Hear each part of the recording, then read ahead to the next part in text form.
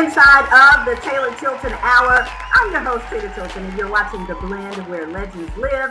And, you know, I told you before, if you like some comedy, I got some comedy tickets for you. All you have to do is visit my website at www.taylortilton.com. You'll get a chance to see Memphis' finest comedy show that's taking place in just a few days, Saturday, April 23rd at the Orpheum Theater. To win your free VIP tickets, again, visit my website, www.taylortilton.com. You get a chance to see Oscar P., A. Cunningham, Brian Hanna, Mike Bunn, Ashanti Johnson, Jeremy Shar, and Pound Cake, the host. But right now, you guys, and ladies, especially ladies, you gotta call your friend, tell your friends that Tina is on the air again, because I have one of the members who has the #1 most requested song on the Urban AC and adult R&B radio stations right now with the classic remake of Secret Garden. You know, I can't sing, but anyway, here he is, you guys. It's Omar Wilson. Welcome to the Blend. Omar. Oh, bless.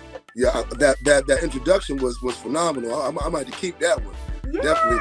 Yeah. It's a pleasure and a blessing to be here with you, my lady. Thank you. We're from Memphis. That's how we doing in Memphis. Are you familiar with Memphis? I am definitely familiar with Memphis.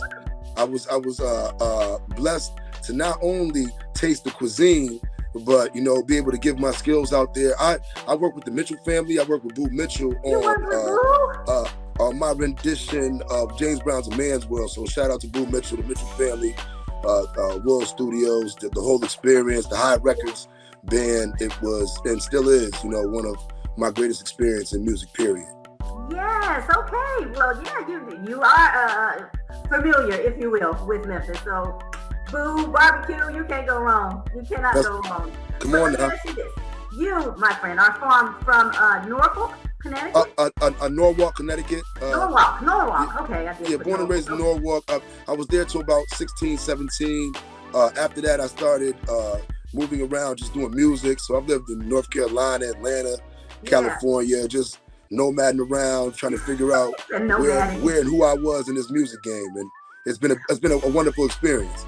But in your hometown, at the age of 6 years old, at a church, you picked up a microphone. And I'm just like, what made you pick up a microphone and begin singing at the age of 6? Well, I guess as a kid, I was a little excited and energetic. So my mom wanted to give me an outlet to deal with my energy? I mean, my energy was through the roof, and I think all my aunts were tired of babysitting me. So it was like, you know, the boy needs Jesus, and he needs the outlets. You know, make sure he can get this energy out the right way. You know, nowadays the only person that can do it is God. If you did that nowadays, they're gonna give you an ADHD pill. If you did that. Well, to be honestly, that's what it was. I was diagnosed with ADHD, and they wanted to give me like medicine, I guess, like Ritalin and stuff. And my mom sent me to all these different doctors, and they were like, you know, he's just an energetic kid that needs something to focus on, and they put me in church. And thank God she did that, because I know that's right. What a blessing. What a blessing, because every child does not need an ADHD pill, seriously. I mean, a lot of us, or a lot of children, are born just with that super outgoing personality. And that's a gift. And that's a gift from God that's got you to this place. Yay, God. And thank you, Mrs. Wilson, your mama. Yes, Kathy Wilson is her name, man. I love you, Mom. Thank you for doing what she did, because from that point, I was in the choir at 6. I sung my first solo at 7. And that initial feeling, not only from the people, but the way it made me feel, has taken me to where I am today and where God will take me tomorrow. Yes. Well, you have some old school influences. We're talking about Donny Hathaway, Marvin Gaye, Stevie Wonder, who else? James Brown, Lauryn Hill, Mary J. Blige, and old school acts like the Delphonics. So my question to you is, and I'm gonna pull one of those things that women say, don't ever ask me this, but you're not a woman, so I'm gonna ask you. How old are your parents? Well, my father was a soul singer. He had a group called the Soul Messengers, and now the more I think about it, like, I was always around music.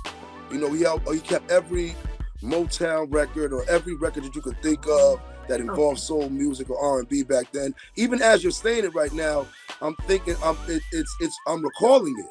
So I guess it always was me from the beginning. But what attracted me to it is I had performed at the Apollo, and they only gave me A Song for You by Donny Hathaway to sing. So as I learned the song, then I listened to Little Ghetto Boy by Donny Hathaway. And the diversity of how he could write a song about love, he could write a song about an issue, he could write a song from third person. It was about what's going on in the world. So that I wanted to learn more about not only how he was able to write all these different caliber of songs but still get the same response from it, but why they live forever, why it's no matter what age, what demographic, what walk of life, sometimes not even the same language. When you hear a song and you allow it into your spirit, it does something to you. Yeah. So that's what sparked my yearning for wanting to know about all these great singers you just spoke of. Yeah, because they all have that spiritual connection in their songs, if you will, and they will never die. Not the songs. The songs will never die, regardless of the culture or nationality, like you just said. Correct. But you did mention about Apollo. You are a 3-time award-winning artist at the Apollo, and I didn't realize that you could compete so many times and win. How did that happen? Well, I mean, I was performing in New York City, different showcases, and from competitions to just performing, displaying my talent.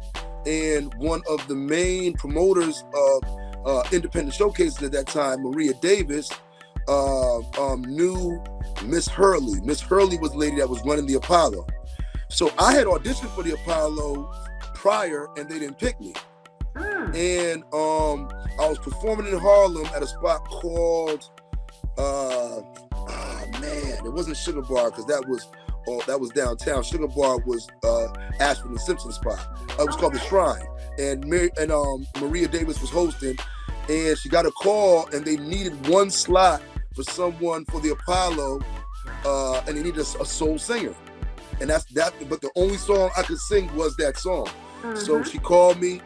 And at that time, I mean, I didn't really know how to learn songs that I didn't know.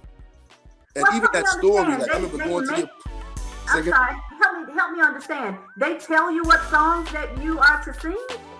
No, they don't. But I guess the show was already locked in. They had it a certain way. So I had a choice, I think, of like 3 songs. And a Song for You was one of them. And I had heard the song prior, but didn't really know it. But I said, you know what, I'm gonna go with this one, not knowing that this is a Donny Hathaway, and this is a song that he sung there and who he still is to this day. I just wanted the opportunity, you know what I mean? So, and then once I had to really flesh out and shed the song, it got into my spirit, and then I started learning more about him. And then when I listened to Little Ghetto Boy, I remember that sample from Dr. Dre's The Chronic album, because you know I have a rap background as well, and it just started tying different things into me, and I just started. I wanted to not emulate it, but understand it more. And like I said, how did these individuals live forever through not only the way they sung it, the intent, but the lyrical content and the musicality and everything. And it's just been a great journey of what they say, to become a legend, you have to learn from legends. And that's what it has been thrust upon me. And it's an honor to be able to sing certain songs that people can't even sing nowadays. No. Like people don't sing David Ruffin or Teddy Pendergrass. No. Or Eddie Levert. And I don't know if it's because there are no voices like mine, or because the intent they sung with back then. Because it was about love, it was about survival, it was about us being treated right as a people. It was so much emotion involved with it. That's why those songs, the goosebumps, and they'll live forever, because they have so much life in them. Speaking of legends, you produced a song with a rap legend, DMX, called Faith. So my question to you would be, when you guys were working together, did you see the inevitable coming, or did you get hit blindsided like most of us? The song Faith is a record that I had prior, and we were looking for a feature for the record. And I forget who connected me with X to make that happen. Yeah. But when the record first was put together, I remember there was kind of some debate on it, because the song is really, it's all live instrumentation, and X comes in so raw. Yeah. But the concept of the song is, all you need is a little bit of faith to turn nothing to something, you know. So it was my interpretation of me believing in myself and going through this journey to reach where I am now and where I'm going, and his.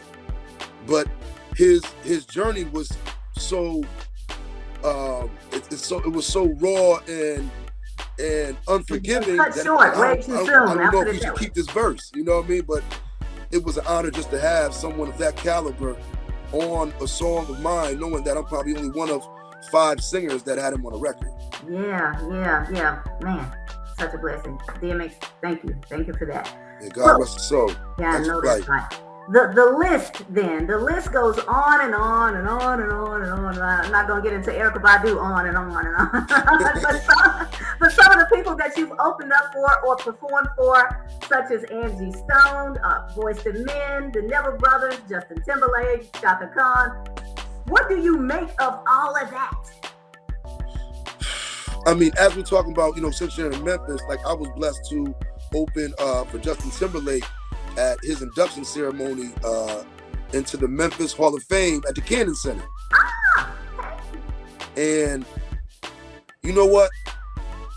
I mean, it's like they say, there was a saying, a samurai saying, and it says, you can only fight the way you train. So I've trained so hard to be in the room with the individuals that they deem the A-list, the upper crust, the elite. I've always trained like that. So it's been a great confirmation. It's been a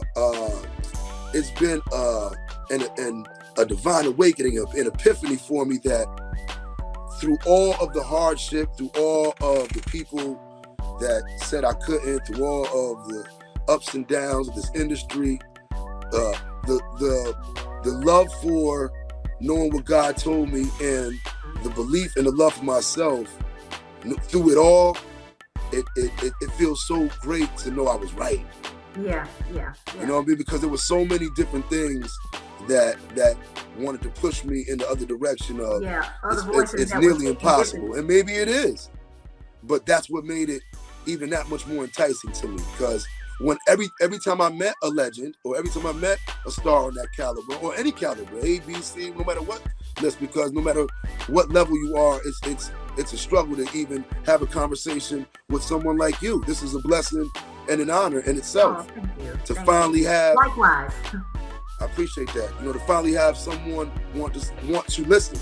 Yeah. So yeah, it's just a blessing and an understanding. And I want to tell anybody and everybody out there that no matter how long it takes, no matter who says you can, the only time it's over is when you think it's over. You're right. So never believe it's over. Never believe it's over. I've heard someone say, whether you think you can or you can't, you're correct. It's on. I mean, yeah, that's what it is. It's all about how you believe it. See, for so long, me believing in these days right here was almost seemed arrogant to a lot of people, even though I wasn't trying to be boastful. But it's hard to say, you know what, man, I'm gonna be able to climb Mount Everest one day. I'm gonna be an Olympiad. I'm gonna get a gold medal. You know what I'm saying? And only people that really believe it is people that believe in themselves and love themselves enough. So it takes someone like you to understand me. Yeah. Gotcha. Well, now that you're in the spotlight with R&B legends, we're talking about like Cisco and Sean Stockman, Raheem Devon, with your newest remake, obviously, of Quincy Jones's legendary original masterpiece, Secret Garden. Come on now. Y'all come on this. Y'all got to know that. you. Original singers were Barry White, Elder Barge, Albie Shore, James Ingram. I'm trying to think. I'm missing somebody. James. No, don't miss James. What? I know. So what made you select the group of guys that you have now, and how did you guys decide to tackle such a classic? Okay, so Secret Garden is the first single off of my new classics album that will be released very soon. The second single is If You Think You're Lonely. We can talk about that in a minute.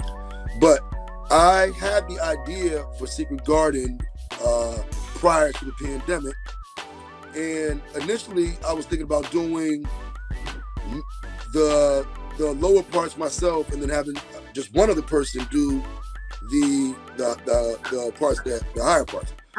And when I brought the idea to my production company, shout out to BSC Recordings, my big homie Lou Humphreys, and Jazz Joyner, those are the cats that produced the record. So I told them, well, okay, first, Omar Wilson had been having a very long adversity of trying to get to this point, to where people finally understand how hard I've worked to represent R&B and soul music and paying homage to these greats. So I know I needed a record that would once and for all put the light on me. Now, I thought initially when I went to Memphis and recorded my rendition of A Man's World in Memphis with Al Green's original band. Oh, wow. I was blessed to do it on Al Green's mic number 9, because Boo deemed that. Thank you, Boo. He hooked you up then, okay. And with Willie Mitchell's predecessor, that would be enough. And I pulled it off. And I mean, my rendition went to number 1, and all the good stuff has the accolades and the credibility to back it, not just saying I love my version. So I said this has to be it for the world to figure out who I am. And I would go to labels, I would go here, and I would still get blowback, like pushback. And I couldn't understand it. I'm like, this is almost impossible. I did something almost impossible. You can say that again. So I had to keep pushing, and then when I had the epiphany of the idea for Secret Garden, and after hearing, okay, so I gave them the idea. The next morning, Lou hit me and said, check your email. I checked my email, and he had the track already done. And then I'm like, wow, okay, this is phenomenal. This has to be done the correct way, or it's gonna make me look crazy. So then I X'd out me doing both parts and somebody else, and said we have to do it and pay homage to this record, because it is one of those songs that, if not done right, it's the end of my career. But if done right, people will finally know who I am. So that was part of the initial reason. And then I met Raheem DeVaughn in 2019 when I was nominated for NAACP Image Award. Chopped it up with him out there, and instantly I was like, once again, to become great, surround yourself with greatness. I think the man is a phenomenal, artist in the game and a heavyweight. So I always want to learn from that. So I said, whether we do a record together, you work for me, whatever it is, I want to work. But this was before the idea for Secret Garden. So after wanting to do it the original way, he was the first person I reached out to, sent him the track. He recorded his verse instantly, sent it back to me. It sounded phenomenal, as you heard.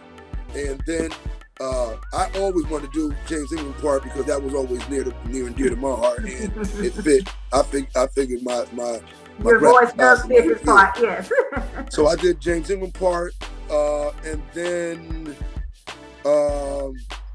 we milled over a couple people who the third part was gonna be, and this one didn't respond back, that one didn't say something, and then my publicist at that time was Sean Stockman's publicist. So he mentioned Sean, and I mean, once Sean agreed, it's like, come on, man. It's like we got the basketball team, we got Michael Jordan, what I'm saying? Everybody gonna want to play with Mike. So, once Sean signed on, we like, first of all, we're 3/4 there, and then now we got the cornerstone in the corner. Yeah. Now we got to bring it all home, and of course Barry White's part was the hardest because, yeah, I mean, other than me, and I'm not even a baritone. Yeah.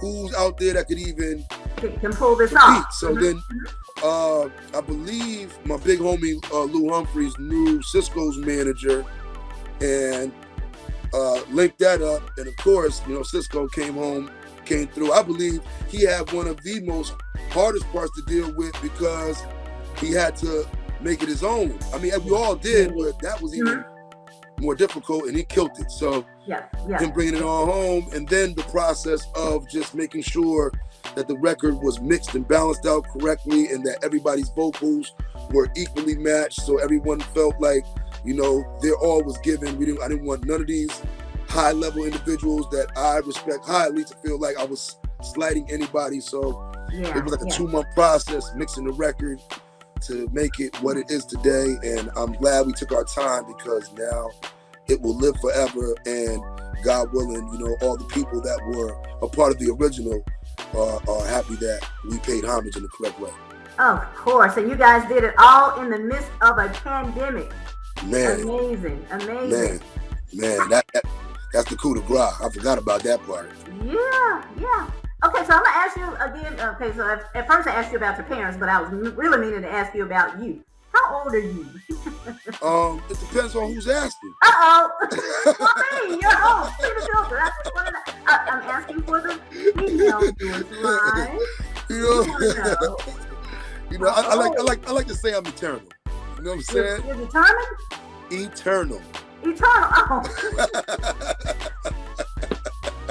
Okay. You know what I mean? Well, I say that because you're singing classics that make the cougar women come out. That's my job. That's my job, Miss Lady. That's my job, boss lady. Everybody has their position in this music industry. Mine's is, you know, we need that Teddy feel back. I need y'all to feel it in your innermost being, and you know what I mean, to be able to let go, close your eyes, and maybe just, you know, maybe pass out a little bit. Just make sure somebody's there to grab you. I might be there to grab you. So I'm not gonna call my friends' names out. I ain't gonna put y'all out like that. But I just make sure they're all there in front at the concert, because it's all gonna be worth it. I can't wait. Yes. Okay, well, this is a part of the show or the segment where I call Uncommon Question. Uncommon question. I ask you an uncommon question that does not have anything to do with the bio. Let me get right. Hold up now. It's not anything bad or that's all good. I'm good. My question for you: what is your favorite movie of all time? That's it. What's your favorite movie? My favorite movie of all time? Of all time. I mean, something that you can watch over and over and over again. Can I have two? Just one? Come on, give me one. A Thin Line Between Love and Hate. Really? And why? I mean, plus first Martin Lawrence. That's like, you know what I mean? That's one of my favorite comedians on the planet. Plus that love story, that vibe. You know what I mean? The crazy but very attractive woman.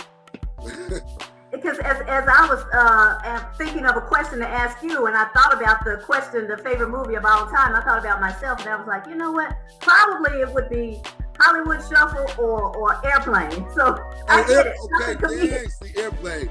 I would go with Airplane. Hollywood you know Shuffle. Airplane? You know what that is, though. See. Well, you know what great minds view alike. How about that? That mess is too funny. Anyway, that's too funny. Okay, so last but not least, what are you working on now? We almost have to wrap this thing up. What is Omar Wilson working on right now? Okay, a bunch of things. Like first, the classic album. Yeah. So Secret Garden was and is the first single off a album that I'm putting out called Omar Wilson Sings the Classics. This album, I believe, okay, they say nothing's new under the sun, but the album that I and my team have created is a culmination, I think you mentioned some of these guys, of some of the greatest soul and R&B voices on the planet. I mean, you got Sam Cooke, Donny Hathaway, Marvin Gaye, James Brown, Eddie Levert, Teddy Pendergrass, David Ruffin, I'm missing somebody. I'm missing like one or two people. But even that in itself, and to have a rendition album of all of these legends on one album, I've done the research. No one's ever done it, and I am so excited to present this album to the people because I really believe it's going to be a groundbreaking achievement, and it's going to really set the precedent for who Omar Wilson, the Black Sinatra, is, and why I've worked so hard to create a vibe of this legendary status. And now, I feel like they've been speaking to me. Like it's time for R&B and soul music to re-get the respect it deserves. Yes. And I think it's been in a flux for a minute, man. I mean, like they were saying, R&B is dead, and all these different phrases that just doesn't make sense to me, because without soul, there's no music. That's the root of everything. Yeah. So to know where you're going, you got to go back and respect where you come from. And I'm blessed that God deemed me to be the person to really be one of the forefronts of reestablishing the music that really runs the world. Won't he do it? Every single time. You just gotta wait and believe. Yeah. And work hard. Not just wait, work hard and show him that you are deserving of it. But yes, every time they do it. That's right. Omar Wilson, thank you for being a guest on Cedar Tilton's The Blend. We totally support you. We look forward to you coming to Memphis, Tennessee one day, returning back to the Cannon Center. Do you know when you're coming? Any tour dates planned? Yes. Oh, yes. We are planning a couple tours. The Secret Garden tour we're working on right now. That's going to be something very special for the ladies. Well, y'all got to come back. Oh, no, we coming back. Trust and believe. I mean, I love the area anyway, so I'll be back personally just myself. But there's a bunch of stuff happening. God willing, I'll be going on tour with Shaka Khan, doing a couple dates. I'm be doing something with the OJs real soon. So it's a lot of amazing things happening. You'll see me everywhere. Please tell all the promoters in your area to book me if they haven't already. And can't wait to see you in person, see you in the front row, throw a rose to you, pretty lady. I know that's right. I'll be like, hey, Secret Garden. That's what I'm talking about. It'll be warm here. Hopefully I'll have some flowers growing. I'm sorry, say it again. I said, I definitely appreciate your time, too. I appreciate all the love and support, man. I can't do it without you. Amazing. Thank you so much. And again, you guys, Omar Wilson, thank you for being a guest on The Blend. And thank you for watching. Remember to go to my website, www.cedartilton.com, and register for your chance to win those free comedy tickets. Until next time. Blessings, baby.